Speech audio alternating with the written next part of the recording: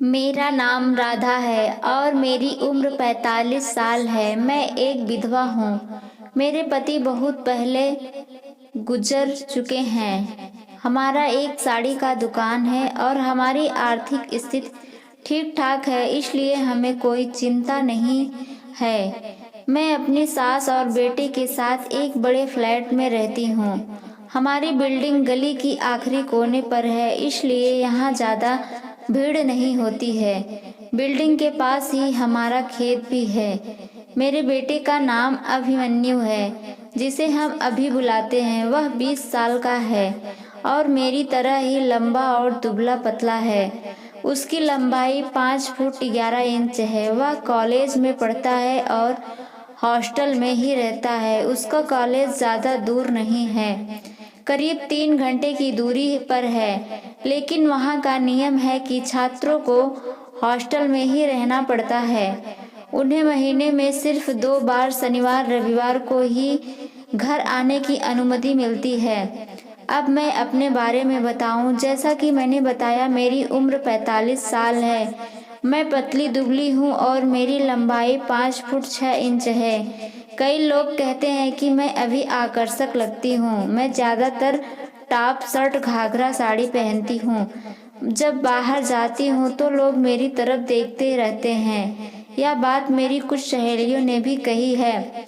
एक बार मेरे बेटे के कॉलेज से स्नेहा मैडम का फ़ोन आया। उन्होंने कहा कि मेरा बेटा बहुत होशियार और स्मार्ट भी है, लेकिन इन दिनों वह थोड़ा अस्वस्थ और परेशान लग रहा है। तब उन्होंने सुझाव दिया कि मैं कुछ दिन उसे घर पर रखूं ताकि वह रिलैक्स हो सके और पढ़ाई में फिर से मन लगा सके। तब मैंने उसकी बात मान ली और अभी को घर ले आई। हम दोनों पढ़े लिखे हैं, इसलिए कभी कभी अंग्रेजी में बात करते हैं, क्योंकि सुबह मैं अपनी साड़ी की दुकान पर चली जाती और अभी कभी कभी नाके पर दोस्तों से मिलने चला जाता। मुझे पता था कि वहाँ जाकर सिगरेट पीता है, लेकिन मैंने उससे ऐसा कुछ नहीं कहा। दोस्तों, एक शनिवार की बात है, मुझे शाम को महिलाओं के कार्यक्रम में जाना था और मेरी सास भी सत्संग के लिए बाहर गई हुई थी, इसलिए मैं घर में अकेली थी। करीब शाम के 6 बज रहे थे। तब मुझे कपड़े बदलने थे, लेकिन मेरा पिंक सिल्क वाली साड़ी नहीं मिल रही थी। तब मैं उसे खोजते खोजते अपने बेटे के रूम में चली गई। तभी अभी अचानक बोला, मम्मी, मैं दोस्तों के साथ बाहर जा रहा हूँ, और फिर बहुत जल्दी से निकल गया। तब मैं भी उसे कहा हाँ कह दिया। फिर मैं अपने कपड़े खोजने लगी। तभी अचानक मेरी नज़र पड़ी कि मेरा वह पिंक सिल्क वाली साड़ी अभी के पलंग के नीचे पड़ा है। तब मैंने सोचा, मेरा कपड़ा यहाँ कैसे आया। तब थोड़ी देर हो गई और मुझे एक कार्यक्रम में जाना था, इसलिए मैं जल्दी से अपनी साड़ी उठाई और पहनने लगी। लेकिन पहनते ही मुझे कुछ चिपचिपा सा लगा महसूस हुआ। तब मैं तुरंत साड़ी उतार दिया था। यह क्या है, मैंने सोचा। तभी मुझे कुछ समझ में नहीं आया कि यह मेरे बेटे का किया हुआ है, लेकिन उस समय मेरे पास सोचने का ज़्यादा समय नहीं था, इसलिए मैंने वही साड़ी पहन लिया और जल्दी से अच्छा महसूस होने लगा। अगले दिन वह फिर वही सुबह जब मैं दुकान जाने की तैयारी कर रही थी, तभी बेटा बाथरूम से जल्दी में निकला और बोला, मम्मी, मैं बाहर जा रहा हूँ। तब मैं कपड़े बदल रही थी। तब मेरी नज़र बाथरूम में पड़े एक कपड़े पर गई। उसे देखते ही मैं मुस्कुरा गई, क्योंकि अब मुझे भी यह सब अच्छा लगने लगा था। फिर रविवार को मुझे एक महिला ग्रुप के कार्यक्रम में जाना था। शाम का समय था। सासू माँ सत्संग के लिए चली गई थी और मेरा बेटा अपने कमरे में था। तब थोड़ी देर बाद मैं जल्दी से बाहर आया और बोला, मम्मी, मैं जा रहा हूँ। तब मैंने उसे जाने दिया। उसने जाने के बाद मैंने उसका बिस्तर ठीक करने के लिए चादर और तकिया को सही किया। तभी मेरी नज़र नीचे गई। फिर वह चीज़ मुझे अच्छा लगने लगा। अब मुझे समझ में आने लगा कि मेरा बेटा थोड़ा बेचैन क्यों रहता है। फिर मैं सोने लगी। शायद उसे यह सब मज़ेदार लगता है। फिर मैंने सोचा कि मैं भी जानबूझकर अपने पसंदीदा कपड़े और सामान बेटे के कमरे में या आसपास रखने लगी। आज मैं जल्दी घर चली आऊंगी क्योंकि सत्संग में जाने वाली थी। तब मैंने अपनी दुकान पर काम करने वाली लड़कियों से कह दिया कि आज मैं जल्दी जा रही हूँ और शाम को नहीं आऊंगी, तो वह दुकान का ध्यान रखे। फिर शाम को मैंने एक नया तरीका आजमाने का सोचा और मैं चुपचाप बेटे के कमरे में गई। दोपहर को जब मैं देखा तो बेटा अपने लैपटॉप पर किसी चीज का इंतजार कर रहा था और अपना काम कर रहा था। तब मुझे थोड़ा अजीब लगा, वह अभी युवा है, यही सोचकर फिर मैं अपने कमरे में चली गई। अब शाम के 6 बज चुके थे। मेरी सासू माँ सत्संग के लिए गई थी। अब घर में सिर्फ मैं और मेरा बेटा ही है। इस मौके का फायदा उठाकर मैंने सोचा कि आज कुछ अलग करूंगी। तब मैंने ऊपर शर्ट पहने और नीचे टाइप साड़ी, लिपस्टिक लगाई और माथे पर बड़ी बिंदी लगाई, बाल भी खुला छोड़ दिए। तब मैं सच में बहुत अच्छी लग रही थी। तभी मेरा बेटा है और कुछ पलों तक मुझे ऐसे ही देखता रहा। तब मैंने कहा, अरे बेटा ऐसे क्या देख रहा है मेरी तरफ, चाय पिएगा?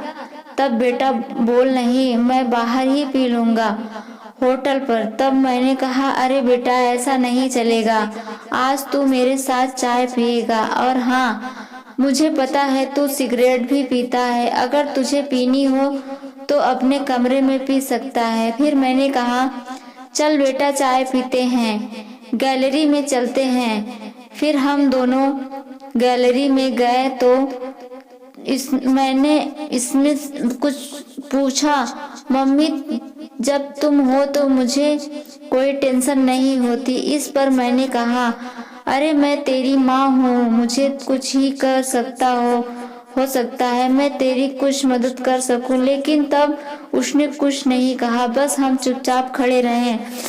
हमारे सामने लगा, मतलब तुम समझ ही सकते हो। अभी बड़े ध्यान से उन कुत्तों को देखने लगा। तभी अचानक मैंने कहा था, उसका पूरा ध्यान बस उन कुत्तों पर था। तभी मैंने अचानक जोर से कहा, अभी तुम मेरे कपड़ों में करते हो ना? अचानक बोला और एक पल के लिए घबराकर मेरी ओर देखने लगा। इसलिए मैंने कहा, अरे बस साफ साफ बोलो, मुझे सब सुनना है मम्मी। तब मैंने कहा, अब मुझे सब कुछ सच सच सुनना है। तभी अभी कुछ देर रुक फिर सर झुकाकर धीरे से बोला, हाँ मम्मी मैं करता हूँ। फिर मैंने कहा, अच्छा चलो आज मैं तुम्हें असली खुशी दूंगी। तब अपने हैरानी से पूछा, असली खुशी दूंगी? बेडरूम में ले चलो, मैं तुम्हारे लिए चाय लो, फिर अपनी सिगरेट पियो और हाँ ब्रश करके आना, जब मैं बुलाऊं तभी आना। फिर मैं चाय बनाई, फिर 2 कप चाय लेकर आई। तब उसके चाय में मैंने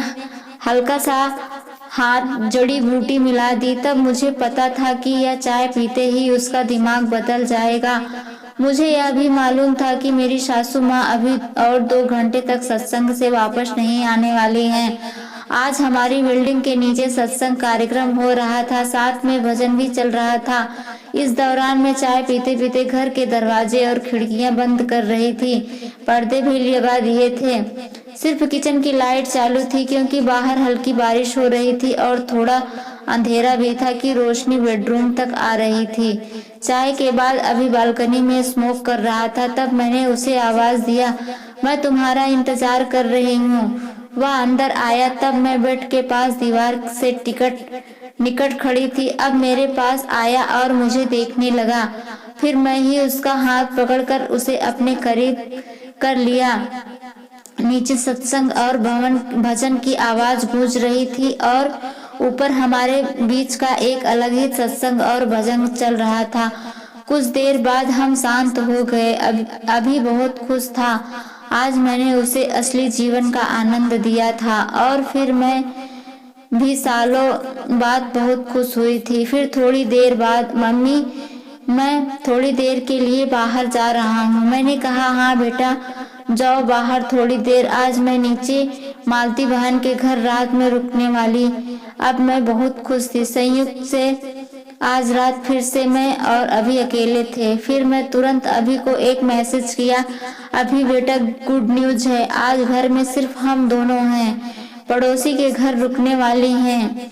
रात में अभी का रिप्लाई आया, मम्मी अच्छा आज मजा आएगा प्लीज। मैंने पूछा क्या बेटा बताओ, क्या बेटा बताओ, मुझे पता है तुम अपने दोस्तों के साथ पी चुके हो। तब अभी ने जवाब दिया, हाँ मम्मी जरूर। फिर उसने लिखा, क्योंकि मुझे पता है बेटा दूंगी। अब रात हो चुकी थी। तब मैं अभी को मैसेज किया, बेटा कहाँ हो। जवाब दिया, मम्मी मैं रास्ते में हूँ, एक दोस्त मिल गया था इसलिए देर हो गई।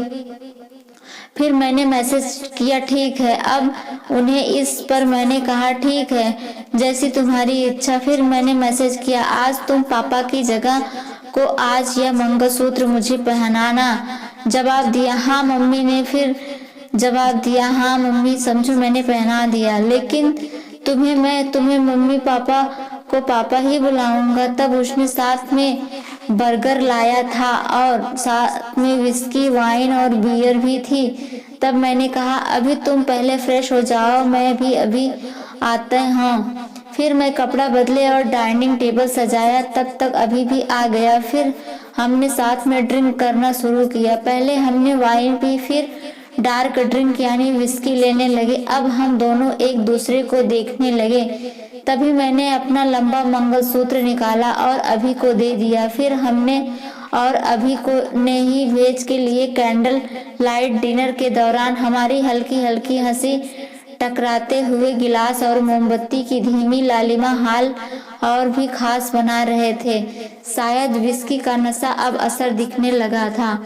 तभी अब उन्हें मेरे हाथ को पकड़कर हल्के से दबाया और मुस्कुरा कर बोला, तुम्हें पता है जब तुमने मुझे मंगलसूत्र दिया तो मुझे लगा कि तुमने मुझे हमेशा के लिए अपना बना लिया। तब मैंने उसकी आंखों में देखा जहां कुछ अनकहे शब्द तैर रहे थे। फिर मैं धीमे से कहा, अभी तुम पहले से ही मेरे हो, इसमें कहने की क्या बात है। तू तो मेरा लाल है, सोना है, बाबू है, सब कुछ तो तू ही है। अभी ने हमारी बातें सुनकर शरारती अंदाज में कहा, अच्छा लगता है कि मैं उड़ रहा हूँ। तभी हम दोनों हंस पड़े। फिर अभी ने मुझे गले लगाया और कहा, तुम बहुत अच्छी लगती हो। धीरे से कहा, आज की रात सिर्फ हमारी है। तब मैं हल्के से सर झुकाया और उसे गले लगा लिया। तब मोमबत्तियां की रोशनी, धीमा संगीत और हमारे दिलों की धड़कनों की आवाज ही हमारे बीच की उस रात चांद भी अपनी चांदनी बिखेर रहा था, जैसे हमारी इस स्पेशल रात का गवाह बनना चाहता है। हवाएं भी हमारी खामोशियों में गुनगुना रही थी। तब मैं अभी के कंधे पर सर रखा और धीरे से कहा, जब हम साथ हैं तो हर रात ऐसी ही होगी। और फिर वो रात हमारी जिंदगी में हमेशा के लिए खास बन गई है। दोस्तों, यह थी हमारी आज की छोटी सी कहानी। आपको यह कहानी कैसी लगी कमेंट करके ज़रूर बताएं। अगर आपको यह कहानी पसंद आई हो तो इसे लाइक करें और अपने दोस्तों के साथ शेयर करें। आगे भी ऐसी ही रोमांचक कहानियों के लिए हमारे चैनल को सब्सक्राइब करें और बेल आइकन दबाना ना भूलें, ताकि आप हमारी कोई भी कहानी मिस ना करें। धन्यवाद।